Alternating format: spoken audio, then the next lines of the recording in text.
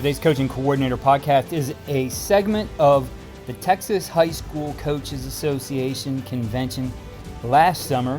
And this one from Chad Glasgow, who's the defensive coordinator at TCU. In this one, he discusses the role of the assistant coach. And as we head into this season, you got to remember everything that we do is important not only to the success of our players, but to the program as the whole. And we always get caught up sometimes in our roles as a coordinator or in handling this certain position group, but all of this has to come together. And Coach Glasgow really does a great job in this clinic talk of describing and discussing just exactly those things. So I think this is a good refresher for you, a good one to listen to as we head into the season. The entire talk is available on CoachTube, and I'll have the link to that in the show notes. Here's defensive coordinator at TCU, Chad Glasgow. What is my role as an assistant coach? Okay, I've broken it down into a lot of things, but I think first of all and foremost, my role as an assistant coach is to make the school I'm at the best it can possibly be. I talk to kids all the time in recruiting about making a decision based on academics, athletically, and socially. I think it's our same job as assistant coaches. What can we do academically in the classroom? Okay? How can we make that classroom setting the best that it can possibly be where we can go teach? I've got a huge problem with a group of people out there now that are talking about how, well, coaches are not very good teachers. I don't think they're very well educated or informed on what a coach has to go do. How can I make TCU the best university it can be? That's being involved in the community too. How can I give back? How can we as a high school program adopt somebody that needs some help? How can we teach our kids to give back to those that don't have and do something for somebody that can't do anything for you?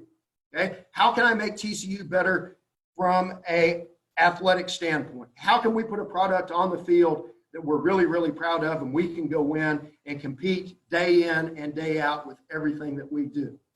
Okay. Secondly, it's my role as an assistant to support and be loyal to the head coach.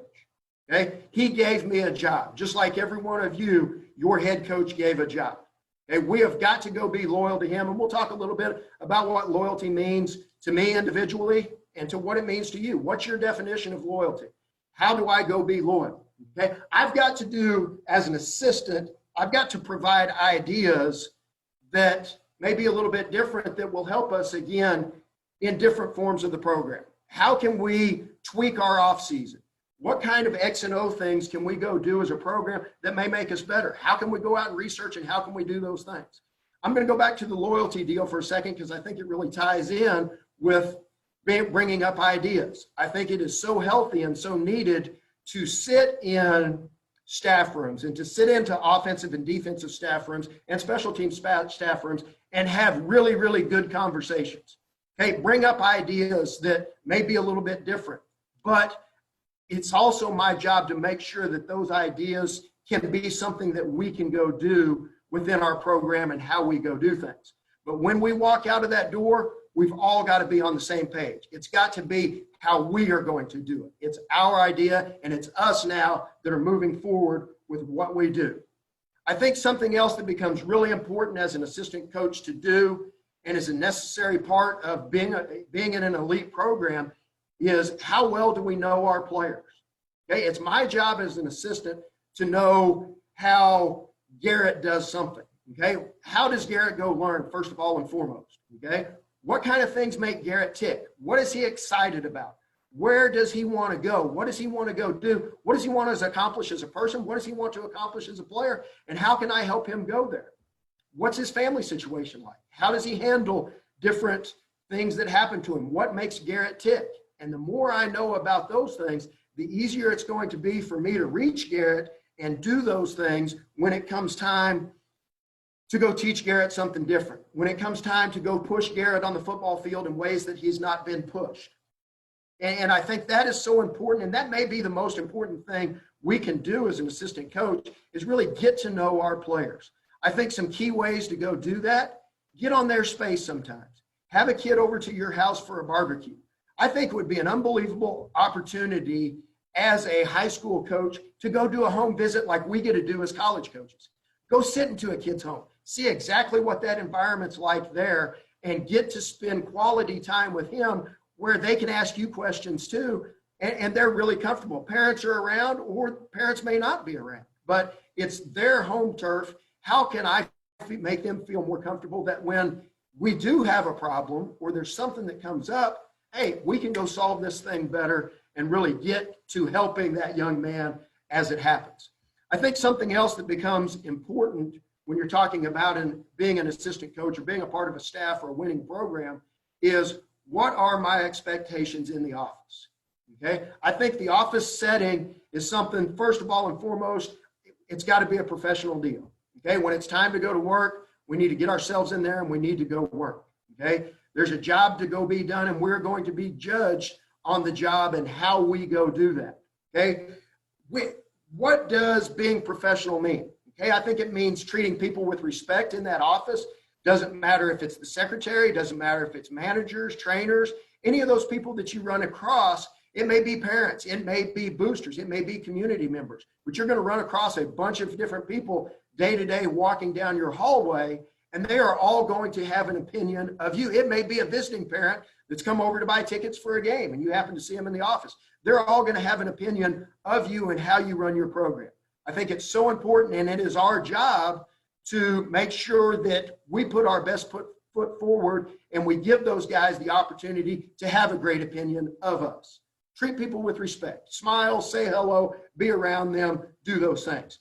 Also, I'll talk later about what it means to master the things that take no talent. Okay? If I will go and master those things that take no talent, I'm going to be so far ahead of the curve, it's not even funny. The biggest thing about mastering things that take no talent, I think, is being on time and being prepared. If I am an assistant coach, I can't come in right before a meeting starts. I can't, whenever I leave the office, not expect to spend any time giving my players an opportunity to put them in the best position that we possibly can. So when I come into the office, be a professional. Okay, we've got a job to go do. We've got to work well with each other. Treat people on the outside with respect. Treat people on the inside with respect. Be prepared and be on time, because your kids will see that. They know how you've prepared for a meeting. They know how much time you spent on your lesson plans going into that classroom. They see the same thing on the football field and what that is. I think the best and most powerful thing we can do as a coach for our kids, though, is be a great example. What does being a great example for our kids? They know the passion and the desire and drive we bring to practice and to meetings, and they know how much we care about them. They also see us as men off the practice field. I want to lead the nation in cookouts over at my house, not just in total defense. I want those kids my players to be around my 4 boys and my wife. I want them to see Chad Glasgow as a husband and as a father and as somebody other than just a football coach too. And at the same point in time, I think it is so important that my 4 boys get to be around those guys that they think are their heroes, that they see go out there and play on the field on Saturdays and those things. So again, it's something we can all do, is be a great example for those young men that are looking up to us, and the relationships and how we're around them and what we want that to be like. Show them what we want it to be like every day, as many ways as we possibly can. I'm going to get back to coaches as teachers now. Okay. Like I said, I've got a huge problem with some of the people that have come out and said coaches aren't very good teachers. Well, we've got to be not very good teachers. We've got to be great, and we've got to be elite teachers, because we get judged on the scoreboard every Friday night and in the newspaper and on television and those things. We don't get a grade on a curve with what it is. How do you become a really good teacher? We try to do it different ways at TCU. We're going to try to hit as many different ways as we can before we ever go play that game. I'm going to start with handouts, and we give them to our kids early in the week when they come in. And in those handouts, I'm going to spend a lot of time teaching them, hey, this is what that opponent is going to do. These are our answers for how we're going to do it. So I'm going to give them a handout, because some guys can read that handout and they can say, okay, coach, I know what we're looking for. I know how to go do that. The next thing we're going to do is we're going to talk about video. I'm going to go and I'm going to pull clips that have meaning out that we can go teach off of. We're going to show them that video. So we've given them handout. We've showed them on video what we want to go happen. Okay. The next thing we're going to do is we're going to have walkthroughs. Walkthroughs, which I think the NCAA has done an unbelievable deal, and they gave us 11 walkthroughs that we got to start early because of the amount of spring ball time and those things that we've missed. We've had 2 of those Friday and Saturday. Today we did not have practice, but it was so much fun getting back out there on that grass and seeing the excitement around the kids and what being a part of a team and what football means to our guys and to us as a staff and to as a university. You guys all understand those things. And we take a lot of pride in that. And it has been a blast the last couple of days to get back out there on the grass and get to be around our guys again and teach and coach football and see those smiles and see that light come on with what it is. But in walkthroughs, early walkthroughs, we're going to teach what we do. Okay, during fall camp, during spring ball, we're going to get out there 20 or 30 minutes before practice starts, and we're going to walk through our emphasis for the day. Hey, this is why we play this coverage. This is why we play this front. These are the strengths. These are the weaknesses. This is what it is. Now, as we get into game weeks, we're going to flip that switch to an opponent. Hey, this is what they're doing. This is what we've got to go stop. This is what we need to expect. And there. After we do walkthroughs in practice, we're going to have individual. How can I, as an assistant coach, set up my individual drills that will carry over and I can teach specifically a skill that I am trying to go get my players to do? Okay, so we're going to work in individual groups. Once we get out of individual groups, we're going to work in small groups. That may be half-line run stuff. That may be half-line pass stuff. But now, instead of doing it as an individual position, we're starting to grow it. And once we grow it, we're growing it little. Okay, we're not going to go from a couple of guys to 10 or 11 guys. We're going to grow it to half-line pass. It may be a perimeter option drill. It may be a half-line run drill. But now we're starting to put those pieces together. After that, then we're going to grow it some more. We're going to get into middle drills. Okay, we're going to start with bigger groups now. We're going to get into pass skeletons, where now that picture is growing of what we want it to look like. But again, at the same point in time, we want to be able to focus on those individual little things that we talked about previously and going to do. After we're getting into the bigger group stuff, then we're going to get into team periods. And a lot of times we'll segment those team periods. This is going to be third downs. It may be third and long. It may be third and medium. It may be third and short. Or it may be one of each. But now we're going to start teaching them, hey, this is what it is. This is how we've got to go play in this particular situation and go from there. And then finally, we get to go play a game. That's what going back to the beginning of the week and all those handouts are leading up to, is going and playing that game. And how can I, as an assistant, prepare my players to go be the best they can be and give our team a chance to win on Friday night or Saturday or whatever day that I'm going to go play?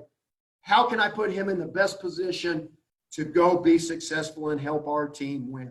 Because that's our ultimate goal. We want to win on the football field whenever they turn those lights on.